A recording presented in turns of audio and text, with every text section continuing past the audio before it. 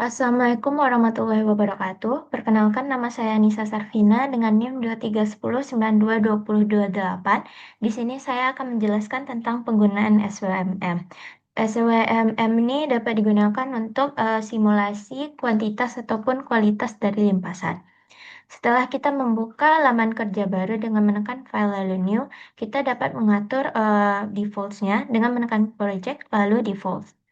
Di sini pada bagian rank gauge di ID labelsnya kita buat gauge, subcatchment itu S, junctionnya J, outfallnya out, dividersnya div, conduitsnya C, dan ID incrementnya tetap 1. Pada subcatchment itu area dan lebarnya itu bisa tergantung dengan nilai yang kita ingin masukkan, tapi di sini saya menggunakan 4 dan 400 dengan persen improve-nya itu 50. Lalu pada infiltration modelnya kita bisa pakai modify green AMPT dengan inisial defisitnya 0,26. Untuk sisanya itu tetap 3,5 dan 0,5. Pada node linksnya conduit geometrinya tetap kita pakai circular. Nah, lanjut kita bisa mengecek eh, bagaimana map optionnya. Pada bagian subcatchment itu nodes link itu dapat tergantung dengan teman-teman masing-masing. Pada bagian annotationnya jangan lupa centang pada subtract, subcatch, node, dan link. Lalu untuk bagian arrow-nya itu kita dapat mengisi dengan fill. Backgroundnya dapat diganti sesuai kehendak, teman di sini tetap putih saja. Lalu kita bisa klik OK. Lalu setelah itu kita dapat langsung menggambar untuk subcatchment-nya. Oh, sebelum itu kita dapat mengecek pada bagian dimensinya dulu. Ini dapat bebas mau mengatur berapa, tapi untuk latihan pertama ini bisa menggunakan auto size saja. Lalu kita bisa mulai menggambar dengan menekan subcatchment, lalu klik tanda plus di sini. Lalu kita dapat menggambar subcatchment. Untuk latihan ini berbentuk persegi saja dengan mengklik pada bagian kanan lalu melepaskannya dengan klik pada bagian kanan. Maaf, yang tadi klik pertamanya pada bagian kiri. Misalnya pada contoh kali ini kita akan membuat 3 subcatchment. Untuk penggambarannya yang pertama ini dapat bebas saja. Setelah membuat subcatchment kita dapat membuat junction. Dengan masih mengklik tambah, lalu meletakkannya pada bagian yang diinginkan. Pada saat ini, junctionnya diletakkan pada titik-titik yang ada pada layar. Setelah itu, kita bisa memasukkan outfalls-nya. Lalu, jangan lupa kita akan membuat jalurnya dengan menekan conduits, lalu klik plus. Conduits itu ada pada hydraulics ya tadi. Kalau subcatchment itu bisa dilihat di hidrologi, dan untuk junction dan outfalls itu juga ada pada hydraulics. Pertama itu untuk conduits itu bisa klik plus, lalu klik arah aliran kita. Seperti sekarang ini conduits pertama itu dari junction J1 ke J2. Lalu dari J2 ke J4, lalu dari J3 ke J4, lalu dari J4 ke outfalls. Setelah itu kita dapat menambahkan rain gauge-nya. Nah, di sini jangan lupa tekan plus lalu klik di sini. Sebelumnya menambahkan juga dapat dilihat pada display-display ini. Setelah itu, jika ingin merapikannya, kita bisa menekan subcatchment-nya, misalnya S1 ini, lalu kita mengklik tanda ini. Lalu, pada bagian subcatchment yang ingin dirapikan, kita bisa drag sampai rapi menurut keinginan kita.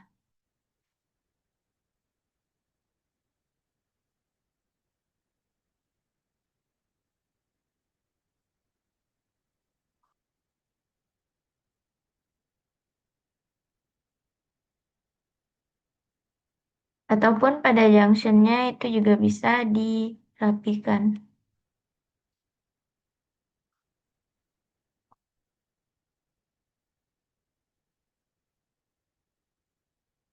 Setelah menurut kita rapi, selanjutnya kita dapat menginputkan time seriesnya dengan klik tambah pada bagian time series yang ada pada project.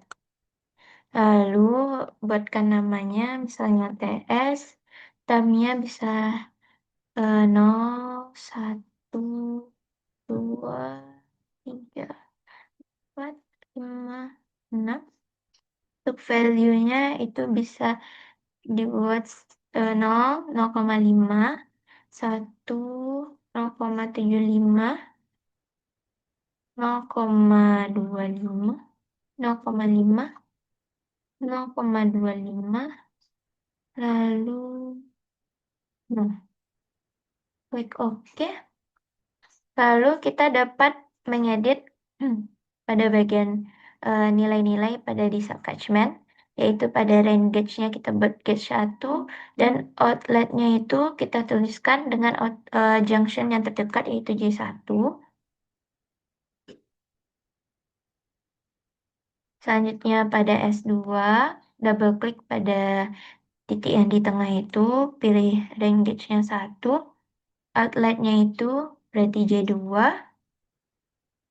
Pada S3, range gauge-nya bisa dipilih gauge, outlet-nya itu berarti C3. Setelah itu kita dapat mengatur elevasi pada tiap junction dan outfalls. Ingat, semakin ke bawah, semakin mendekati ke hulu, maka elevasinya semakin mendekati ke hilir, maka elevasinya semakin rendah. Nah, contohnya ini mendekati outfall, ini di outfallnya di sini berarti J1, J3 itu lebih tinggi dari J2, J2 lebih tinggi dari J4, begitu juga seterusnya. J3 tidak harus lebih tinggi dari J2, tapi J3 harus lebih tinggi dari J4. Misalnya pada J1, kita buat invert elevation-nya itu 92,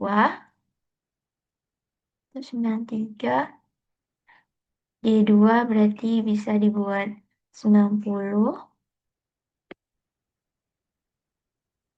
pada J4 itu bisa dibuat 87, pada J3 bisa juga dibuat 90.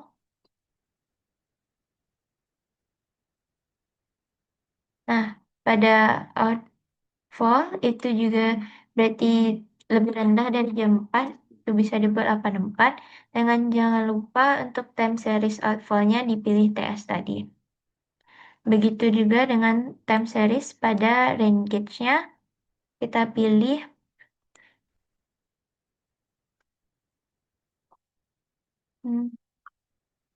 di sini, kita pilih TS tadi. Lalu kita bisa ngecek pada bagian report. Sebelumnya kita run simulation dulu untuk melihat apakah ada error. Nah, di sini kebetulan tidak ada error. Jika ada error, maka biasanya itu akan dibuat eh, peringatan gitu bahwa terjadi error dengan menampilkan status report. Jika terjadi error, teman-teman bisa menceknya pada eh, pada dengan membacanya lalu menceknya tergantung dengan error yang terjadi. Ya, sebelumnya jangan lupa edit pada bagian ininya sebentar. Time series option. Oh ya, jangan lupa edit pada bagian option, lalu general. Nah, untuk tanggalnya itu bebas, mau tanggal berapa. Untuk time step-nya, routing step-nya kita ganti menjadi 60. Kita coba edit lagi, kita coba run lagi. Ternyata masih sukses, berarti kita langsung bisa memunculkan kesimpulannya. Bisa di kesimpulan ini terdiri dari berbagai macam topik, ada subcatchment dari runoff, outflow loading, lymph flow, bisa bisa dikondisikan dengan yang dibutuhkan. Atau kalau seandainya ingin dalam berbentuk grafik, itu bisa menggunakan project lalu report lalu graph, lalu pilih profile. bisa memilih junction ataupun falls yang diinginkan, node-nodenya. Itu misalnya saya ingin J1 dan out 1. Lalu kita klik Find Path, akan keluar connection berapa saja yang ada di dalam lingkaran itu. Di sini J1, J2, dan J4. Lalu saya klik OK. Nah, untuk menggantinya, tergantung dengan waktunya, kita bisa mengeditnya. Pada subcatchment ini, eh, pada subcatchment bisa dipilih run off. Pada nodes-nya bisa dipilih depth. Pada links-nya bisa dipilih volume atau capacity. Saya di sini saya menggunakan capacity. Nah, untuk mengubah waktu-waktu yang terjadi itu bisa dengan mengklik tanda forward atau jika ingin secara otomatis maka bisa mengklik tanda ini.